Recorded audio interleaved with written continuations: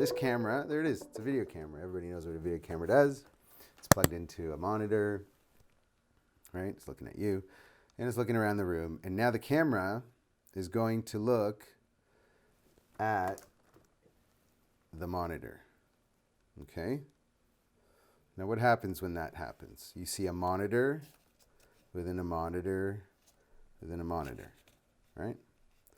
My first inclination, I don't know about yours, but my first inclination immediately is to try to see what happens when I zoom in, right? So I'm going to just try to zoom in. It's really cool. At a certain point, you notice a thing. It's called moire. I don't know if you see it here. And the whole thing kind of swims. The pixels kind of. So we're zooming in, zooming in, zooming in, zooming in. You can see it happening here. You can see it happening there. So now it's got too much information. It blows right out. I'm going to shut it down a little bit, and you can see deeper into the hallway, right? Oops. You got to go really slowly. So I've gone as deep into the hallway, and what becomes apparent is that the positioning of the frame becomes really critical. I move it a little bit, and it moves a whole lot inside. So it becomes a realm of subtlety where the slightest movement is expanded.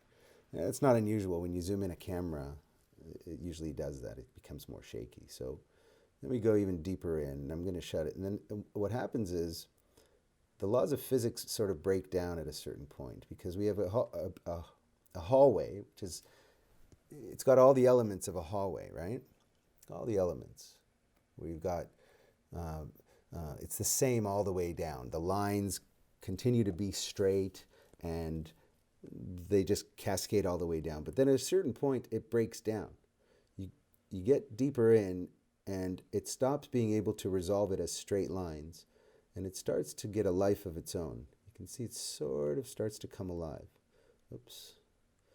Now right now I'm in the sort of that critical point between the 2 points of brightness, where if I shut down the iris a little bit, it'll just disappear on me. And so what I'm trying to do is just find the perfect middle point, and then I need to zoom in to catch it. So I'm going to start zooming in, and then I'm going to shut it down. It's going to start going away, and I need to zoom in to keep it in frame. Do you see that? I zoomed a little bit, and I caught it now. Now this thing only exists because it sees itself to exist. Meaning it saw that it existed the moment before, and it's generating itself for the next moment because that's what it does. But it really, there's no source of light there anymore. The only source of light is itself. Okay, so this process has been described as analogous to the process of consciousness by one Douglas Hofstadter in a book called I'm a Strange Loop, and where he talks about consciousness. Anyway, without getting too far into it, the idea that video feedback is like consciousness is sort of embedded in this book that he wrote.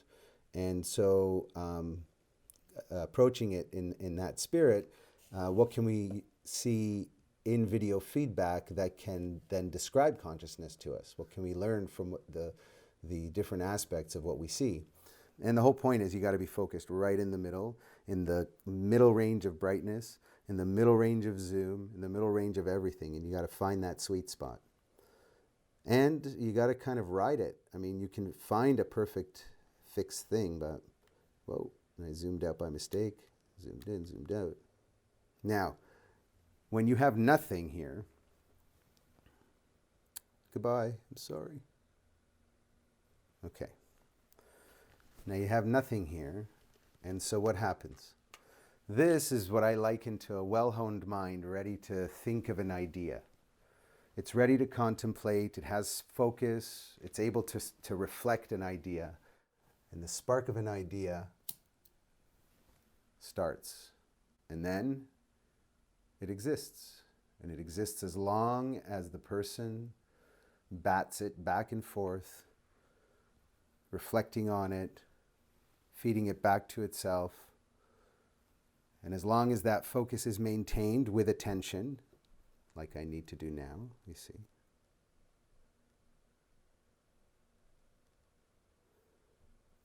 Then the idea will thrive and it will exist. And now I wonder if my focus is all it could be, because I think that maybe we can get some more detail in there through clearer focus. Come on. Where are you?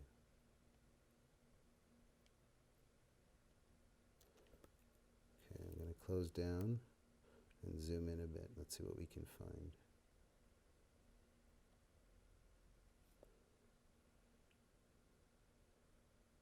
There we go. There we go. Come back. There we go. Okay.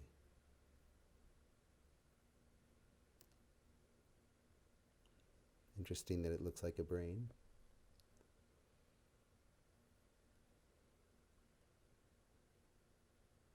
So now with more iterations and more, in this case, actually, it's the artifact of the system that gives it all its texture. So there are pixels on the monitor that are moiraying at a certain zoom distance, and that character gives this texture its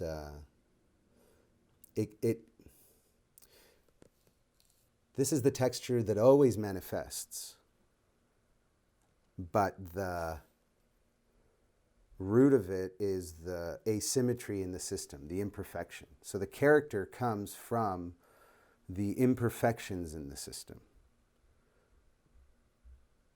So this, the first layer of interference, now if you're going to compare it to consciousness, this would be the artist's viewpoint or bias, or the, you know, if their eyesight was compromised, and then we realize that their art is actually a reflection of how they actually saw the world. So it's somehow their filter, whether it's mental or physical. But whatever it is, it's a reflection of the system. The system is the focusing mechanism and creative apparatus of the artist. And the imperfections in that, that's why stuff that's computer generated and it's too perfect just doesn't, it needs to be infused with the imperfections to actually leap the uncanny valley. So anyway, I'm just riding the edge right now, and that's where everything comes in. Now what's interesting is there's a very subtle spin to this, and that just tells us that the symmetry of the horizon is a tiny, tiny bit off. Now what happens when it's more off?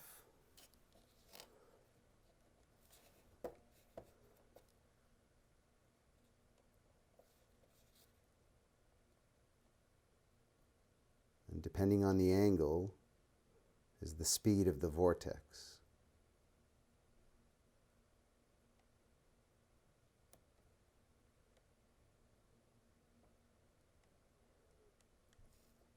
Let's see. Let's go the other way. I think I can get a better...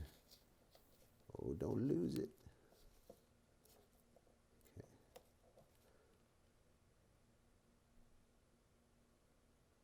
I'm going to spin the other way. I'm going to go a lot. Whoa.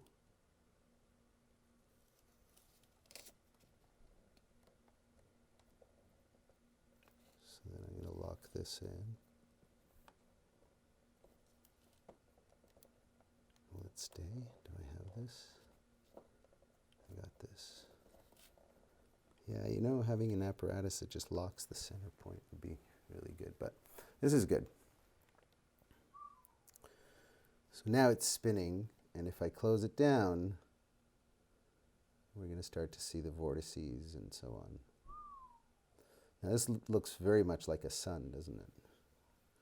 Now what happens is, if I go in a bit more,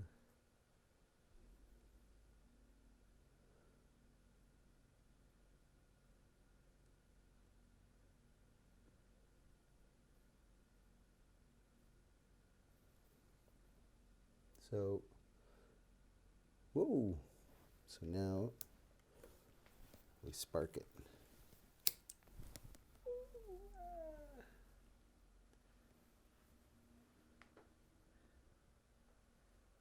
That's interesting. Wow, Yeah. that's cool. Yeah. If you duplicate it, okay. So it's just a horizontal mirror. And what that means is that with every iteration, we're just duplicating and mirroring. So we're taking a copy of one side and mirroring it and getting rid of the other side. And that's what happens when cells divide. Like every time they make a next copy, there's a bifurcation. So that's what's happening here. And then what happens when you tune into it, and then you turn it, you give it an angle. I guess I need to zoom back out. Oops. You tune it, you give it an angle, and whoops, if I go the other way, it'll become more of a mushroom. So you can see it better. There we go. So we start to get the basic patterns of life. There's the tree. There we go. And there are the mushrooms and all the other. So this shape, and it's really two spirals, right? And how they play off each other. And so yeah, you get this, which is so reminiscent of so many things in nature that we, so many living things, living systems. Look at that, there's the tree. And again, it's so beautiful to see it just grow. And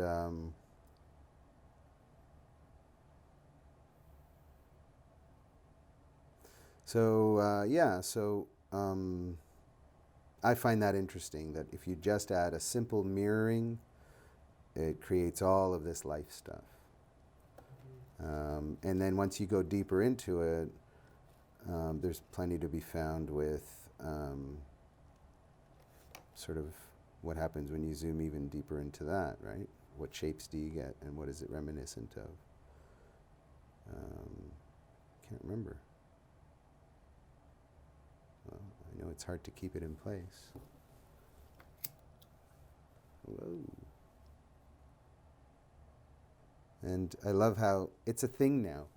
For all intents and purposes, we can talk about this being as a thing, but it's a little bit like saying a water is a thing. Water is not a thing. It's a cup of water. And in this case, this is a monitor full of this energy pattern. It's not, it doesn't exist, and yet it exists. But what makes it exist is the groupings of the similar, these are little, well, I don't know, what can we say about this? It's pretty crazy to me, and beautiful.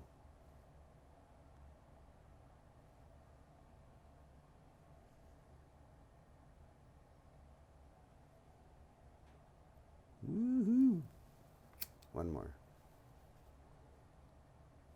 There we go. It's hard to break away because it puts you into a flow state. To me it does. It puts me into a flow state.